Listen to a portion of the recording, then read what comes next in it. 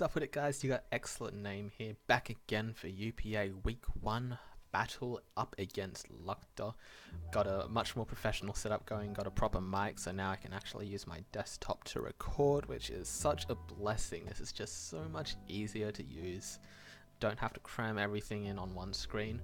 Before we jump into the team though, I did trade Ladias with Jirachi effective Week 2 with Milan. No, sorry, I traded Sizzle, not Ladias. Original plan was to trade Ladias. But anyway, as you can see, he has a team of Terrakion, Hydreigon, Crobat, Kofag, Rotom, Mo, Stunfisk, Mega Sizzle, Necrozma, Diancie, Volcanion, and Kingler. I felt like the best way to go with this team would just be to try to beat him out defensively. The big threats on his team, Terrakion, Volcanion mainly, all walled by Hippowdon, Latias, and Aromatisse for the Hydreigon. The biggest issue though would be the Kingler, but I was hoping that my Chestnut would be able to dissuade that. So I should be able to take on his team pretty well. This is going to be Rock's pretty standard set with Roar to get rid of Mega Sizzle boosts in those kinds of situations. Was tossing up Roar or Fire Fang, but decided Roar would be better for the Necrozma as well. Then I've just got a 3-attack Latias here.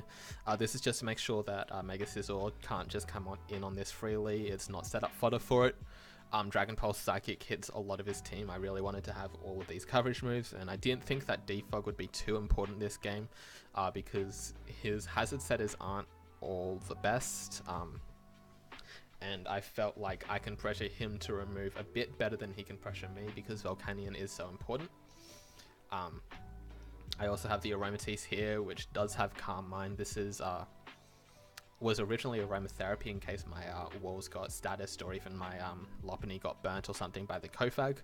But I decided to change it to Calm Mind last minute because I figured that it would be a pretty decent late game win con if I can get rid of Mega Scissor and Crobat.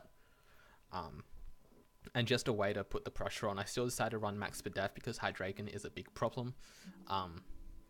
But as for the offensive team core, I decided to go with Lopunny Mega because Kofag, while it is a very solid answer to it, that's getting toxic, and it can't swap in that many times because it doesn't have reliable recovery. Necrozma also gets toxic. Crobat is the only thing that really does swap in to like fighting coverage that isn't getting toxic, but Return just runs through him pretty well. Even though he does have like a fair few soft checks, I figured that it would still be a really good bring just because of its speed tier. I decided to also bring along Salazzle because Subtoxic once again could deal with his walls a lot to soften it up for Lopunny, and Fire Blast Sludge Wave is just really good coverage versus team. And then I decided to bring Pikachu instead of Crawdaunt because I kind of promised that I'd bring Pikachu 3 times, and this was looking like one of its better matchups. It doesn't really have any real electric answers. Stunfisk is the only thing, and he's not bringing Stunfisk just to deal with a Pikachu. And also Hydreigon, Rotom, Mo. But other than that, I just click electric moves. I can power a lot of his big threats.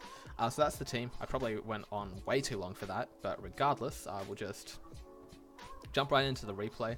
I decided to lead Pikachu because he doesn't bring any of his electric resists. The biggest thing I was concerned about was the fact that he did end up bringing Kingler, clearly not respecting the Chestnut or feeling like he could pressure that out anyway. So I definitely regretting bringing Hippo or something like that. Could have been replaced. And he decides to lead with the Crobat, so this feels like a pretty free nuzzle to me, but he reveals right off the bat that he is Choice Banded U-turn. Near max roll as well, just doing an absolute shit ton. Even for Pikachu's frail defenses, that was a lot of damage. I go for the nuzzle here, just trying to get a power on something. Diancie was the swap in. I can just Volt Switch out, do a decent chunk to it, and bring in Hippo. I know he's going to set up rocks here, so Pikachu is now just sack fodder since I don't have removal. But I can set up my own rocks here as he goes right into Kingler, which is a big threat. And I decide to Roar here. This is because if he agility'd up on my swap out into Latias, I basically lost right then and there. I didn't lose, but I would have been forced to go into Lopunny and fake him out, and I would have had to sack like 3 or 4 Pokemon to it, which is definitely less than ideal. And I know that Hippo is really hard body, so he can take the Life Orb Liquidation. He can live other hits from a fair few members of this team, and he can outspeed the Diancie to get recovery. I do get the Sizzle, which is really lucky for me because I live any hit from this thing. as he goes for the U-turn doing 18% because Hippo is just so ridiculously fat. As I obviously just go for the slack off here because I want to get back into health. He brings in the Kingler naturally to claim a kill. I decide to go into Pikachu because I figure he would just want to kill me off. And now I can go into Lopunny. This thing threatens the kill with Fake Out into Return. Unfortunately, Return would not have been enough to kill it by itself, and I didn't want to risk a high jump kick. So I do go for the Fake Out here as he gets a free swap into Diancie. And I don't have the best swap into this, but Aromatisse does a pretty good job of it. But now Crobat's in, and I don't have a good swap in now that Hippo is so weakened. It does not take 2 banded Brave Birds. As you can see though, Aromatisse is able to live that, can go for the Wish Protect to get back into a range of health that lives the next one. This ends up being a roll to kill. But the first Brave Bird was an absolute max roll, and then he gets a low roll here. So I am able to live just enough to get this health back and force him to sack to the Brave Bird for the double down. At this point, my main win con is going to be the Salazzle because it just clicks buttons versus him. I want to get the Diancie weakened as much as possible because that's pretty much the only thing that's going to be comfortably living a hit from me. And I also want to get rid of Volcanion because that might be able to live a hit if he's full HP, or it could be a Scarf. So I just go into Hippo here. I want to slack off because once again, very important that I keep this thing healthy for the Scizor. Otherwise, I could just lose to it even though I do have a Salazzle.